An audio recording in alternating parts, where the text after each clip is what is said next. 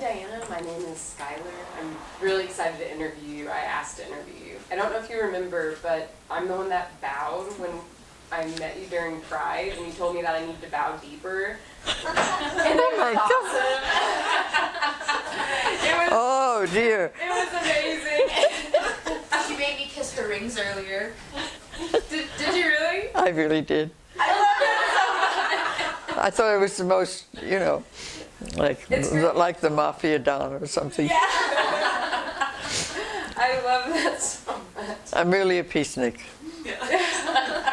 Well, I thought it was wonderful, so I'm really excited for this interview. So Skylar is my father's name, by the way. What was? Skylar. Oh, really? Yeah.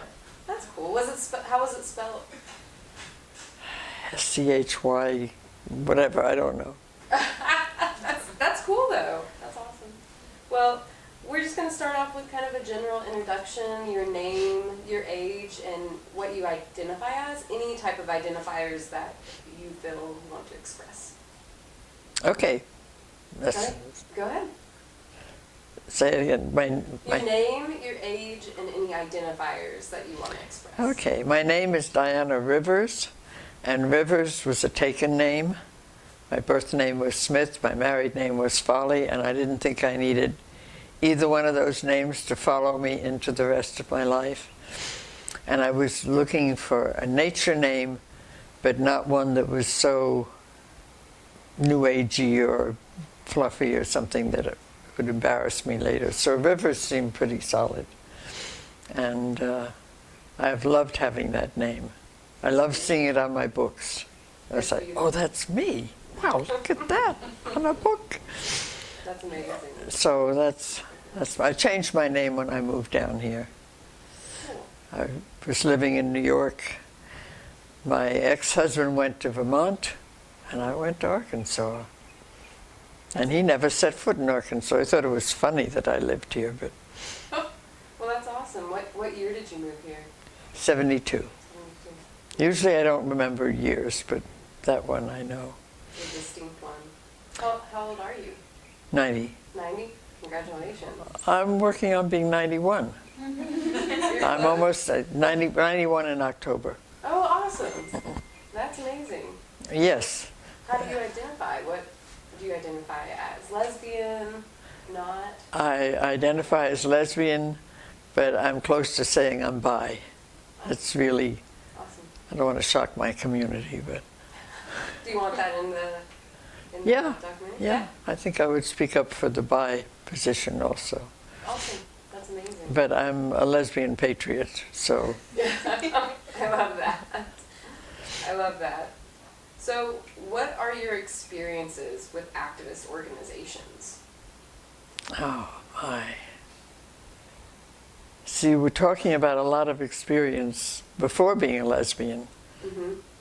During watching this war happening now in the world, which is breaking my heart, has brought back the Vietnam War. Yeah. And I had 3 sons. So you can imagine what my government wanted to do with my children. Yeah. And they were of that age, so my activism goes back to, certainly to the war. And to civil rights, somewhat. I was a little bit involved in organizations, but basically my political stance was against that war. I'm pretty much of a pacifist, but it was much more that war was a war crime from the moment it started. I mean, we're looking at the Russians and talking about war crimes as, hey, you know, somebody else is the rogue nation right now, the pariah nation, which we were through several wars. So that's been the source of my activism. More than gay rights, I've certainly gone on marches, went to Washington a couple of times, which was beyond exciting, you know, to get out of the subway and everybody in the subway station is gay. Oh yeah. I bet that was amazing. It was totally amazing. And also went to Washington for the quilt. and have had and still have gay men friends, and it was very, I wasn't an AIDS activist. I didn't participate except with sympathy. Yeah. Sympathy and empathy and pain. Yeah. Watching this.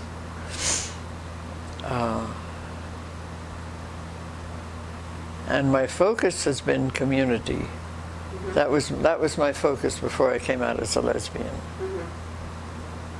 My husband and I lived in the community. Our children grew up in that community. And sort of community has been my touchstone. I was a very unparented child. My father was out of my life probably before I was 3. And my mother was not a mother. She had no business being a mother. She had 2 children she didn't love. It was a very unloving house. So I think I kept looking for community as family. Yeah. And has the type of community that you've been looking for changed throughout your lifetime? well, the community that Bob and I lived in, the Gate Hill Co-op, was an on-the-land community. We all had our own houses, but we owned the land in common. And it was mostly an artist and musician community. So had a lot in common with the people who were living there. And I loved being in community. To me, it was a thrill. When I first moved to New York as a young artist, there was sort of community. I lived in a downtown area where there were a lot of lofts and studio spaces. And though we were not in any way a formal community, there was a kind of community between us all. Yeah. And I think I went looking for a more defined community. Yeah. And when I moved to Arkansas, we started a community, but it was a mixed community. And gradually, every woman except one either left and came out or came out and left. There was this wave of change coming from both coasts, of radical women change. Finally got to Arkansas. That's amazing. And was very exciting, and at the same time was awful. Women went at each other. All the time. Yes. Yeah. Like nobody was perfect enough. And I think sometimes in the political correctness, we forgot about humanness. Yeah. We forgot about, hey, we're here together because we love each other, not because we're going to make each other perfect. Yeah. So there was a whole lot of that went on. Yeah. I mean, I've said I put up with more shit from women than I ever did from men, or would have. But and I didn't have a background like Nancy's at all. I did like boys and be involved with boys, and married young. I married at 18. That was young. Had 3 children. Married at 18, had my first baby at 20, but Bob and I were in Europe at that point. We were young artists trying to see the art that, which our art here originates in Europe. So we were, and we hadn't planned on being pregnant. We had planned on going to Europe. So that was my experience as a young woman, was to have a baby in France, and then we bought a motorcycle and traveled through Europe with the baby strapped to me. That's awesome. So like I say, my experience and Nancy's are very different. Yeah. That's amazing. Married 20 years, got out of the marriage, and was very promiscuous for a while. It's like, my body, I'll do what I please with it. Probably made a lot of unwise decisions that I have lived through. A lot of us do, I feel like, at one point or another. May I ask where where your other two children were born? Because you said you had 3 children? 3 children. Yeah. One of them was born in New York State.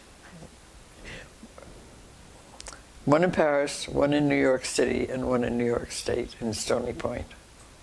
So, the other 2 were not as big an adventure as Kevin traveling around on a motorcycle. Well, and I can't imagine giving birth in like an unfamiliar hospital as well. It was a maternity clinic. Oh, really? It wasn't much bigger than this building. Really? And it was just for birthing babies. And the doctor, who was an American doctor and mostly served Americans, didn't get there on time. Oh my gosh. I walked to the clinic, I called him up on the way, but I wasn't hysterical. I'd been having contractions since the night before, so, you know, it wasn't this big drama. Yeah. I wasn't dramatic enough, and he didn't get them in time. And when he got there, he said, "Why didn't you call?" I said, "I did. Why didn't you get here?" Yeah. But anyway, that's a whole bunch of stories that have nothing to do with being a lesbian. No, it's perfect. Well, it's all connected. And this isn't just about being a lesbian, so it's beautiful. So, how long have you been, it's almost redundant to ask you, but how long have you been a member of Spinster Haven? Well, since it existed. What year was that? I don't know. That's okay. Don't ask me years.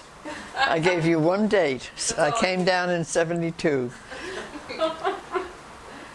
Well, what made you want to make Spinster Haven? What inspired that? You talked about community. Was that the main inspiration? No. I didn't set up Spinster Haven. Really? And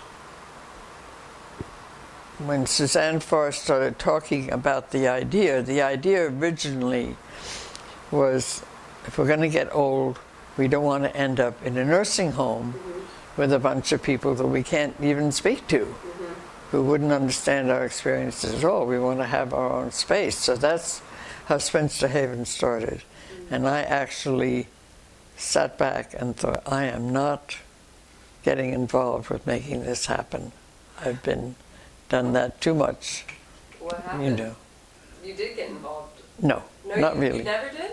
Not really. Not really? Until it came here. And my friend Alice and Alice had cooked up this idea of a women's house with all kinds of things about it, and called me in on it, and we talked about it, but we didn't actually, I think Alice was on the board. So I'm not, Spinster Haven was her and my idea, but we're not the ones who made it happen. Or she is much more than I am. I Took a step back. I didn't do this one. Yeah. I mean, having started 2 communities, I was not interested in. Making a third. No, I did want this to happen. She and I cooked up this idea, and we were trying to figure out how to make it happen. Meanwhile, it was already in the works. Yeah. It was coming down the road at us, so I was involved with it, and not. That's as much as I can say about Spinster Haven. You helped create it. Create Yes. the idea of it. Yes. Create this mental space for it, yeah. Yeah. What does Spinster Haven and Elder Tree mean to you? Women's community. So it's, looking for the mother still. And strength within that. Yeah, that's beautiful. So, how did... I'm going to skip questions. Sorry, let me find where I'm at. So, what has Spinster Haven and Elder Tree provided for you throughout the years? We're going to have to get off the Spinster Haven thing. Yeah. Yeah, go to maybe just like your activism. You talked about going to looking for the mother. I just want to follow up on that. What do you mean by that? Well, we're going to come around to spirituality here. And one of the things on on this iPad is from atheist to pagan. I'm very much of a pagan. That's sort of where the looking for the mother has ended up. And What is the mother? the goddess. Mm-hmm. You know, it's funny, if I think of the women I've known in the pagan movement, most of us have had terrible mothering. Mm-hmm. And we're all busy making this ever-loving goddess. Mm-hmm. Yeah. But almost none of us. Nancy's one of the few women I know who had good mothering. Mm-hmm. So I can't really, I know you want me to answer questions about Spinster Haven. No, it's okay. We have other questions about I'd much rather talk about Ola, which is where I live now, Yeah. or Sassafras, which is where I had lived, Mm-hmm. that changed from being a mixed community to a women's community. Yeah. When did you establish Ola? Oh, no, yeah. No dates. Okay, I do know, Uh-huh. because we just had our 41st birthday. Oh, awesome. So you can just figure it out. That's You perfect. can do the math. Don't That's ask me to do the math. That's wonderful. Yes, it's been what a wonderful experience. Mm-hmm. And to me, you were asking Nancy about sort of what's the most exciting thing there. Mm-hmm. To me, it was when women started building houses, Oh, yeah. actually building a house. Mm-hmm. I built a little cabin. I mean, little, not as big as this room that I was living in, built myself. And thought I would get on to building a house, but after I built the cabin, it's like, okay, that's enough of that for a while. Mm-hmm. And I was much more interested in other women building or in helping with that. Mhm. How many homes do you have in Ola? I'd have to count them, I think 7 or 8. Wow. And they were all built by women? That's amazing. Mostly women built. Mm-hmm. Gradually, we used to have a lot of young women who did things, who made things to do, or carpenters or plumbers or electricians or whatever. Mm-hmm. And that's less and less now. I think women have found a lot more opportunities. Mm-hmm. But it used to be easy to find young women and pull together a crew to side the house, to roof the house, Yeah. to plumb the house, whatever. And that to me was just incredibly exciting. We are here on the land. We are actually building our own houses. Yeah. So when I lived at Sassafras and it was a mixed community, we did build our own houses, Mm-hmm. but it wasn't women building them. Because it was mixed. It was a mixed Yeah. community, yeah. Yeah. Well, since we're talking about mixed communities and Ola, which is not mixed, do you consider yourself a separatist? Absolutely not. No. What does separatism mean to you?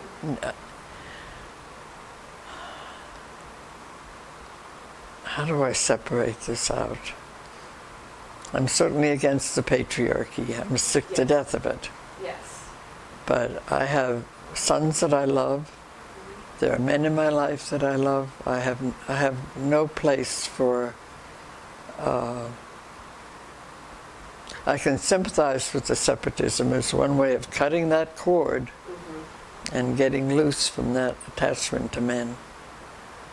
But I don't have that luxury. I have sons I love Mm-hmm. and I'm deeply connected to, Yeah. and who cheer for me, who are, give Yeah. me backing. Yeah. And there was I lost my oldest son. He committed suicide. I'm so sorry. And at some point, one of the women that I was loosely associated with, she had lived on the same land at some point. But what did she say to me? She said, "Oh, one less man." No kidding. Wow. That was like, I wasn't connected to her anyway. That was pretty low blow, but Yeah. It's she wasn't a friend of mine Yeah. already. So, no, I'm not a separatist. I'm I think we have to make an alliance with men, and they're half the world. Yeah. We can't throw them all out. Yeah. And patriarchy is not, patriarchy was going to gobble my 3 sons up in a war. My oldest son, Kevin, played crazy, and that's how he got out. And the arrow was aiming at Paul. His time was up. Yeah. So we were actually talking about moving to Canada. I could not imagine letting my kids go into that war that we have been fighting against for years. Anyway, I'm back in the past. Let's move on. It's okay. I am sorry that you went through that and that somebody ever said that to you. It's horrible. I'm appalled. I know, it's so bad. It's so Yeah, in the documentary, I went, Because you have a son as well. yes. Oh well, yes, you would understand. Yeah. I was like, For anyone to say that. yeah, they're just like, Diana, I have a question as well, if that's all right with Skylar. Yeah. Okay. So you mentioned like patriarchy is gonna gobble your sons up in a war. Do you feel like patriarchy negatively affects men as well? Of course. Patriarchy and the class system, like some men seemingly benefit, but an awful lot of men are ground down by the same system, And if you start moving down in the class, you have an army of poor boys, who think this is the way to get an education or the way to get ahead because there's not other opportunities for them. No, I don't think patriarchy is good for men. But we've lived with a class system for so long, we almost can't picture a world without it. How do you structure the world without the class system, which is what patriarchy is? In the class system, some people are on top, and they get a seeming advantage out of it. They don't get much humanity from it. But, no, I'm not a separatist. Thank you. When you were in Arkansas, and really just anywhere in the States during the late 70s to late 90s, what was the political atmosphere and social atmosphere like towards women and queer people?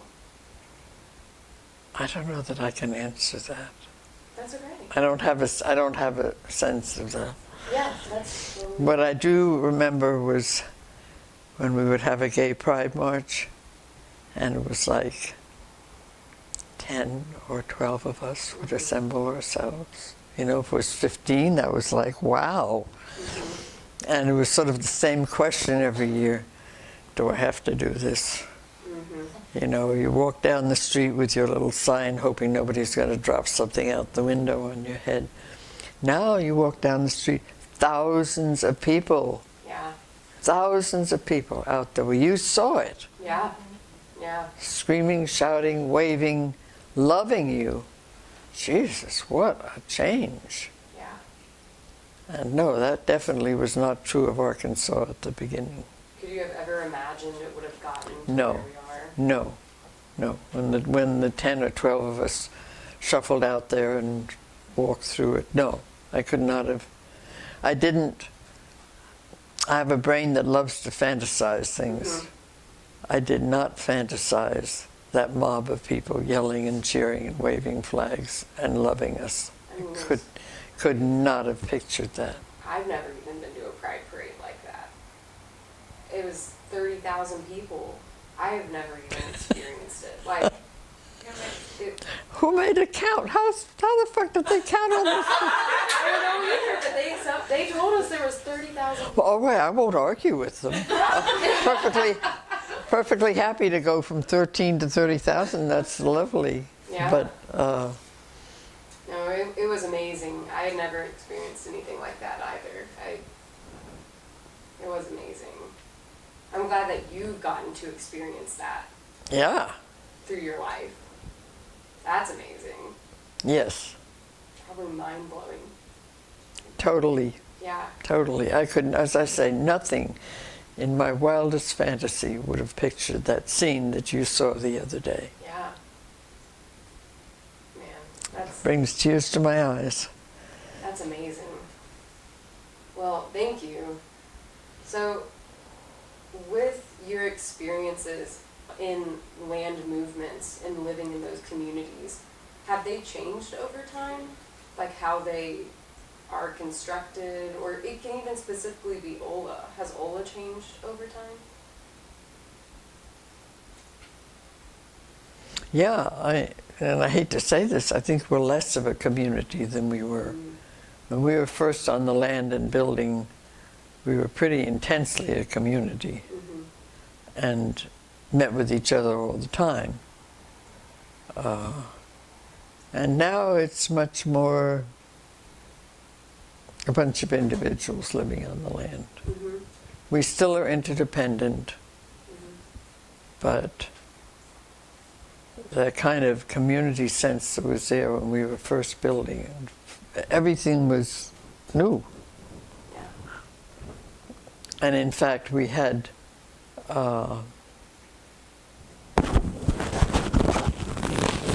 we didn't buy the land. I found it.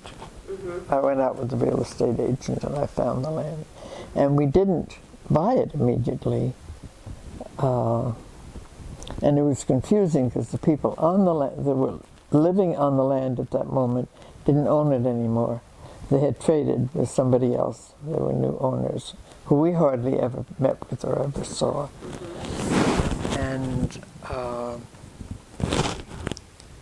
And there were 19 of us. There were 20 of us. Wow. And I was trying to get us to buy this land and move on with this. But people, you know, for a lot of women, this was the chunk of money they had to put into land. If this wasn't the right place, they were going to lose everything. Yeah. And so they were very wary. Even though when you see the land, it's incredible land. With huge variety to it and many building sites, and it's just a wonderful place. But getting women to agree to this was a big deal. And the woman who had been living on the land, she was still, there was a big barn, and she had a bunch of goats in it, and she hadn't moved her goats yet. Her name was Maud. And so she was still there on the land, and that's who we interacted with, even though technically she didn't own the land anymore. And she wanted us to buy it. I want you girls to buy this land. Because there were people looking at it for a salvage yard, Oh, wow. for a junkyard, for a dump, for, you know. And she was like hysterical with this. Buy this land, get it off the market, please. And I said, I can't get the rest of them to agree. She said, buy it on a contingency. What did I know about this? She said, buy it on the contingency that you can get the agreement from other people, but put money down in it. Stop it from getting sold. Yeah. So I did that. I went to Clark, and she told me what to bid. I went to Clark. I got his agreement. He and his wife were breaking up. So he didn't want the land. He wanted to sell it, even though, you know, we were buying it from him. I mean, it was like... Yeah.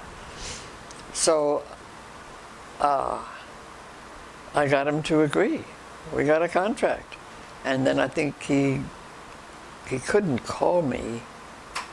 He got in touch with me somehow or other every day, pushing. And I finally went to him and said, Clark, take it back. I can't stand the pressure. I can't get agreement, and I can't stand the pressure. And then at some point, 3 of us walked down the path to the swimming hole, and when you come, you'll see what an incredible spot that is. And we sat on the path and we looked at each other and said, if this isn't good enough, what is ever going to be? Yeah. You know, there's a creek, there are pastures, there are woods. So we said, we're going to go back and say, we're in. You have 2 weeks. You're in or you're out. But that's it. And almost overnight, I got agreement. I mean, we were faking it because the three of us were not going to buy the land. We couldn't do it. Yeah.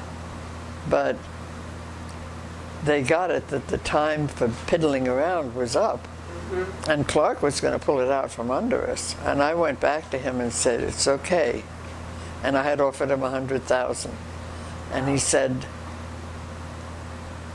I can't sell it to you for that. I have it on the market for 130 or 135 or whatever. And I said, Clark, you have it now in your hand, or pretty much go whistle for it. I cannot go back Yeah. for another 35,000. Yeah. I've got the agreement on 100,000 in or out. So having said that to all the other women in or out was and I think he turned me down at first, you know. He did have it on the market for 135, Yeah. but he didn't have it sold for that.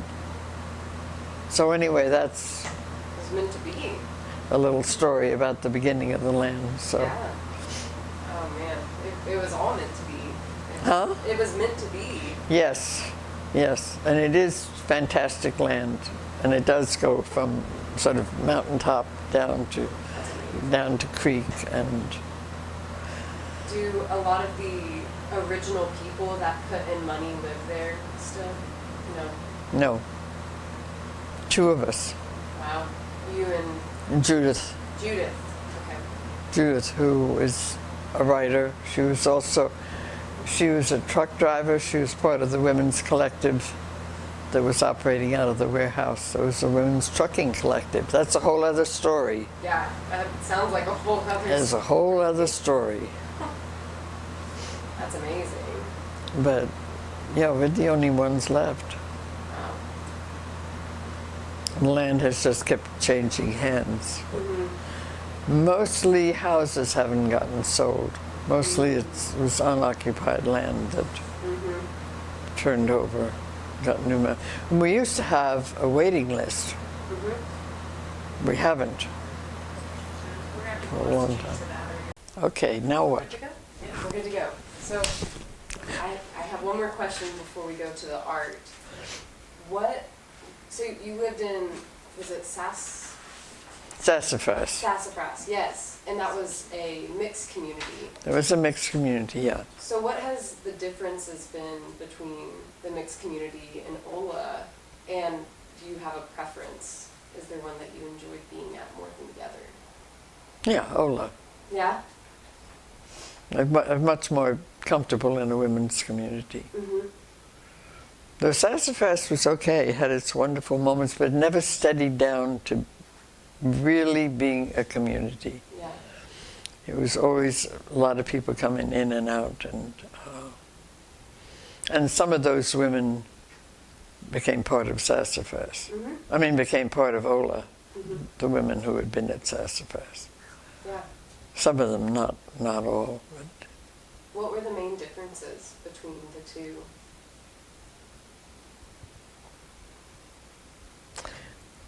I think Ola was always a much more settled community. Mm-hmm.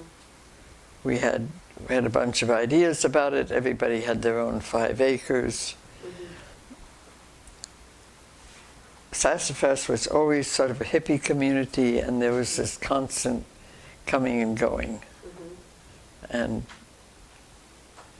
to me, there never was the stability. Okay, this is the community that is going to settle here. Mm-hmm.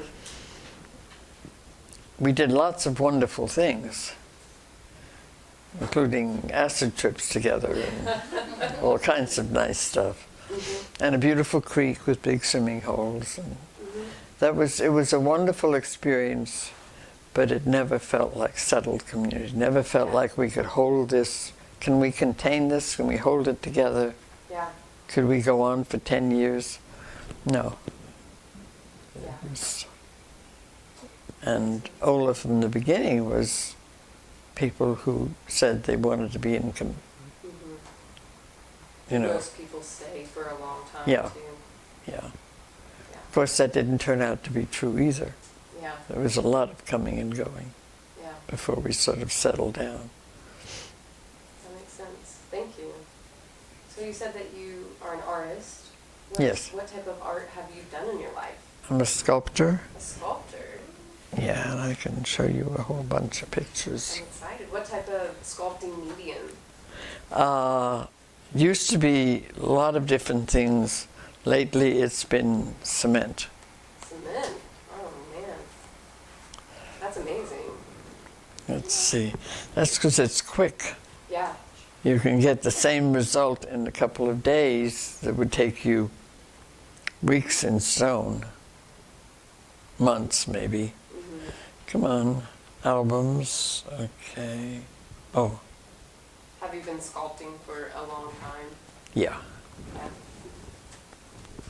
Thank you. You can enlarge any of those, Oh, wow. or They're beautiful. Are these all recent? Were most of them relatively recent? since Arkansas. Awesome. Almost all of them.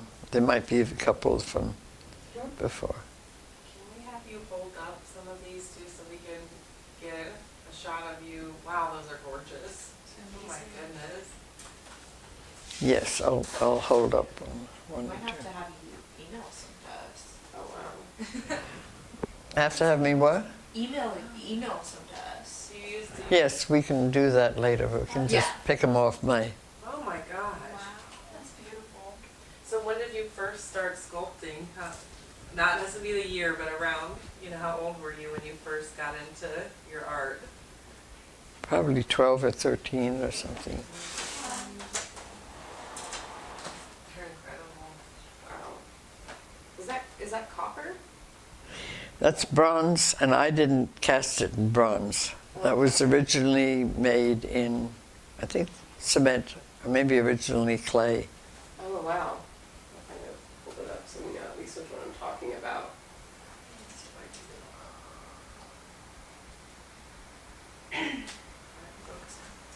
We would love to have some of those, or actually all of them, but that might be too much work for you. I'm trying to think of a way. I don't know enough about media. I don't know enough. I don't know if I can transfer the whole. Right. All of them. Yeah, 'cause they're, there's a they're lot of beautiful. Amazing pictures. I mean, they're stunning. I'd rather Like- transfer the whole thing to you, and then you can make your choices. But I don't know. Yeah. Yeah. I don't know if I can give you the whole album. Yeah. I'm not sure if anybody here knows more about. Nancy could help you with that. Probably. Because we would love to, in the documentary, while you're talking and you talk about your art, we can show some of these pieces. Yeah. Yeah. Yeah, I mean, that would be phenomenal. They're beautiful. We might be able to, we would have to do it after the interview, but we might be able to upload the folder to Drive and Okay. share it with us. Okay, that would be the best. Yeah, There's several things I want to share with you. I want to share all of Deborah's interview with me and Mm-hmm. the stuff from Sinister Wisdom, Yeah, that would be, if I can. AirDrop. yeah, Is that an iPad? yeah. Yeah, that would be amazing. That would be wonderful. So what inspired you? What has like inspired your art? This goes back way before Mm-hmm. politics or I don't know. Mm-hmm. Something inside of you. Yeah. Yeah. Is that what inspires your writing as well? My writing, I've written all my life, and I probably would be embarrassed to read the short stories I used to write. My lesbian books started with being in somebody's house on a hot summer day when I had a fever and was sick. Mm-hmm. And this little story started going through my head about this woman walking to the ocean to drown herself. It's like, what? But it kept repeating itself over and over again. I just wanted to sleep. I had a fever. I felt lousy. I wanted to sleep. And finally I got up and found a yellow pad and wrote down what ended up being the first page of Journey to Zelendar, which was the first book I wrote in the Hadra series, but it is actually the last book in the series. I backed up from that 200 years, gave myself a space to write in. That's amazing.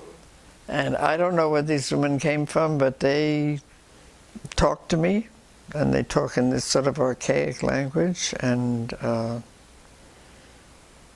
we were companions for, I guess, about 20 years or more. Wow. So there are seven Hadra books. And the Hadra are women who have, this is like a mythic world. There's a comet that goes over, that circles, and they are born at the time of the planet's closest, the comet's closest passing, and they're born with powers. They have a certain amount of physical power in terms of lifting or moving things. They can mind talk with each other. They can mind talk with animals, and have several more powers. Sounds like a great book. Yeah, and they come into collision with the patriarchal rulers of that world, who don't want any competing power, who think they are the, talk about patriarchal power, they are the power there. Yeah. They certainly don't want these women with their... Anyway, so that's the books. I was reading the back of the prequel because you brought a couple of them, and they do sound very, very entertaining. Like they would be an amazing read. We'd like to put the entire series in our library too. Yes. Yeah. That would be amazing. That is the first book. Mm-hmm. That's the book the series starts with, Awesome. where you're introduced to the Hadra. But the first, like I said, the first book I wrote was Journey to Zelendar, which is the end of the series. And then I wrote backwards, and then it was like, well, if I had known then what I know now, I would have put this in that book. But that's amazing. Thank you. And we have one more question left before Dr. C takes over. So this is a broad one, but what is an influential memory you have from all of your life? Your activism, your artwork, being in Ola, being in communities, it could be from anything. Just an influential memory.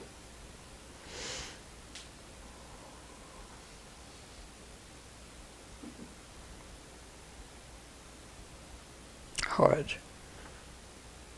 I would say in my life the most influential person was my grandmother. But she and I could never have talked politics. We couldn't have been further apart. But she gave me my backing for my art. When I was a young woman, she sent me up to Maine for summers to this family of artists. And that was probably, Bill Zorak was probably the biggest influence in my life in terms of art. So I spent 2 or 3 summers up in Maine in a radical family of artists. I mean, not only were they artists, but the younger people in the family were not card-carrying communists, but probably pretty close to that. So this was talk like I had never heard before. You know, everything about this household was amazing. These people grew a garden, a big garden right out of, you know, their backyard. They went out and picked lunch. This was totally, I mean, I was like, huh? Watching all of this. Yeah. And I finally realized pretty soon along was like, oh, I'm safe here. I can be myself. Whatever I do is okay. These people are going to be kind to me. It was like a new world. But I adapted to it pretty quickly. And that was probably the biggest art influence in my life, was the Zorach's family. That's amazing. In Maine. And Maine was so beautiful. It is beautiful. And I wasn't home in my mother's house. Well,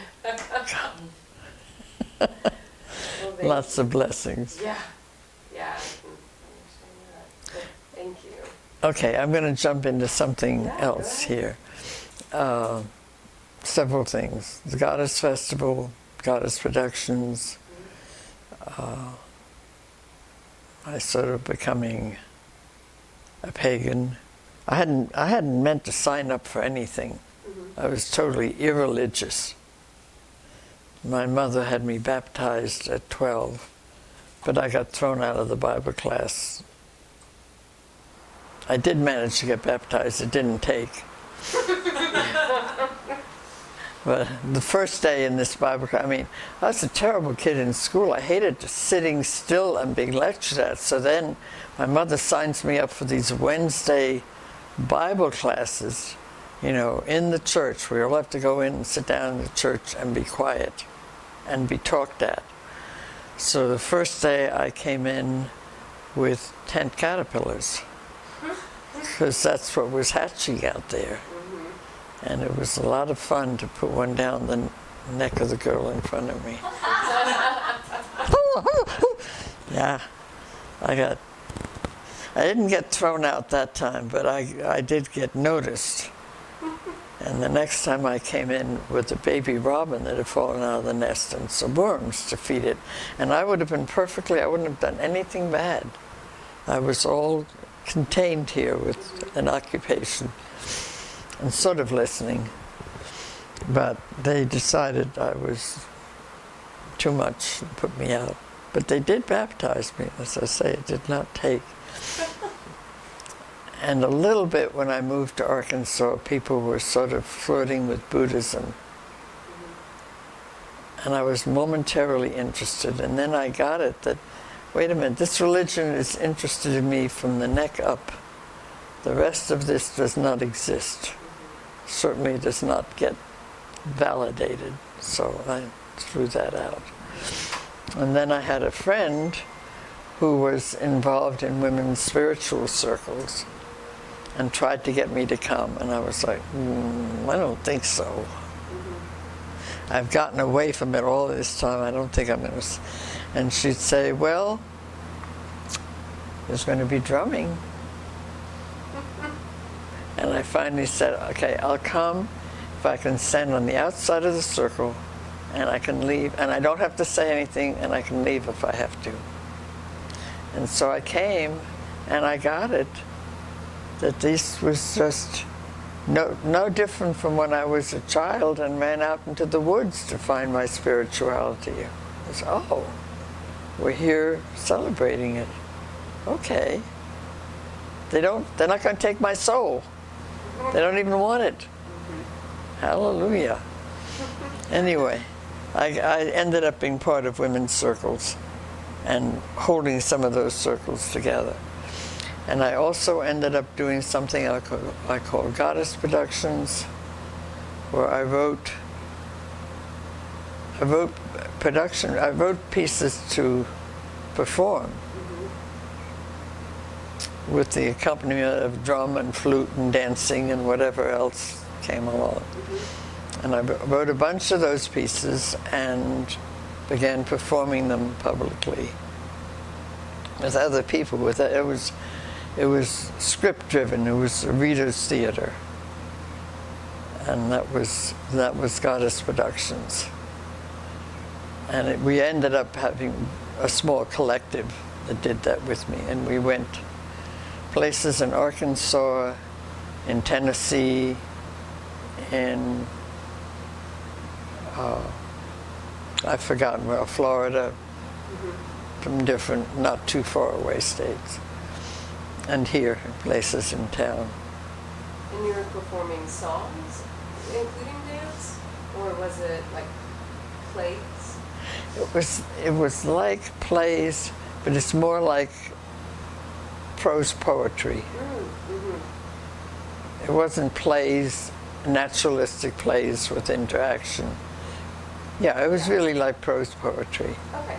So people were reciting it, reading it, but other people, there always was a dancer Yeah. sort of following the script. Yeah. And some kind of musician. Sometimes, one time we had a whole long bench of drummers, because that's who showed up. You know, we'd go into communities, we would be the basic cast, but we'd get other people, because it's script driven, because nobody's memorizing anything. You can pull together a performance out of 2 or 3 rehearsals. Yeah. So that's what we did. So like I say, one time we got a bench of drummers who showed up. Okay, everybody's welcome. Love that. So that was, and then at some point, I had this yearning to see an art show with goddesses, angels, and Amazons on the wall. And we were all out on a moonlit canoe trip in a lake. And when we came off it, my friend Vic was standing next to me, and I said, "You want to do a goddess festival with me?" And she said, "Oh yeah, sure." No idea what she was signing up for. So this was, we would do a month-long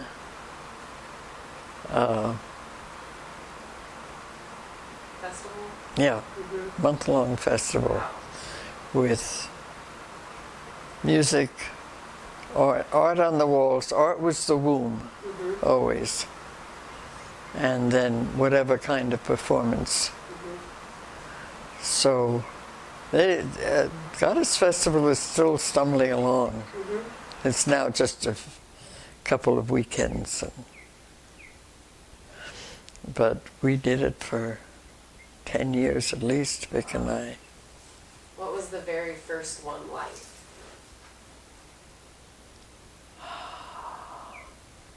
I have a picture from that.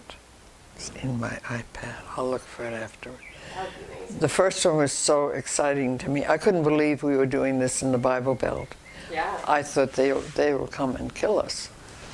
And at some point, we had the whole show on the walls. And I was, for some reason, I was the only person in the venue at that moment. Everyone had gone to do something. And this van came and drove round and round the building. And I thought, here it comes, rocks in the window. Finally, this guy stopped, and he came in and he said, "I can't be here for the opening. Can I look at the show?" I said, "Oh yeah, sure." Thinking, okay, what is this about? So he walked all through the show, and he came back to me and he said, "I have to get my niece here to see this." And he became our friend. He lent us a drum that was almost the size of this space here, that we used for different things, you know, and played. He became our friend. He came to every Goddess Festival. But the first one was wonderful, and we recited one of the performance pieces I had written. So all of that's in this stuff I'm going to give you. That's amazing. Wonderful. So we'll take a quick 3-minute break before my...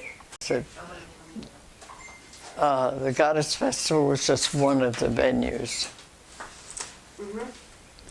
The university had a women's conference and festival, one long weekend each year. And I ended up being the curator for the art show. Oh, wow. But the first art show, we first were putting in proposals, and the students had to pass on them. And my friend Georgia and I put in a proposal for Woman Vision. what kind of art show we would like to do. And I'm sure we made the mistake of putting the word goddess in there, and we probably said altars. So the students turned us down. I was furious. I mean, we had written a beautiful proposal, which I have somewhere. I could resurrect it. Yeah. And I went to Kansas City and was visiting with a friend and bitching about this, and she said, "Why don't you do it here?" I said, "I don't live in Kansas City, and I don't know of a place." And I was full of objections. Yeah. She said, "I'll take you somewhere." And she took me somewhere where they heard the idea, and they said, "Oh, yeah, we can do this." They had a whole basement downstairs that was used sort of as an art gallery. It had just some trashy art in it. Yeah. But they said, "Yeah, you could do that. And, you know, in case you want to do maybe some little poetry reading or something, we could put in Oh, wow. a little stage in there." I hadn't even gotten to the place of saying that we were thinking about something like that. Yeah. But the guy said it. Anyway, so we did Woman Vision in Kansas City for 3 years. That's amazing. I'm surprised it was Kansas City. Out of all places. It's because I had connections. And my girlfriend was in Kansas City. Oh. And his friend was in Kansas City. Yeah. Wow. And we developed, I lost the word, a committee, a collective of 5 people, 4 lesbians and 1 straight woman. Wow. And we put it on for 3 years. In the 3rd year, we had outgrown the gallery. We put it on in 3 galleries. Oh my gosh. That was a big deal. I'd love to talk more about that. That is crazy. Well, that's really amazing. Thank you for sharing all of this with us. And that 3rd year, there was a blizzard a day or 2 days before the show. And we didn't even know if we'd be able to do it at all. But we rented the trolley system for 2 hours or something. Wow. And we thought we would leave a legacy. We thought that somebody else would pick this up and carry it on, and it would be a yearly thing. We burnt ourselves out Yeah. trying to work together as a collective. We were like, so we were toxic at that point. I mean, we put on a great show, but it couldn't sustain itself. Yeah. We had hoped, as I say, that it would be a yearly thing, you know, Woman Vision. Was the people that you lived with in communities that you created this with? Uh-uh, No.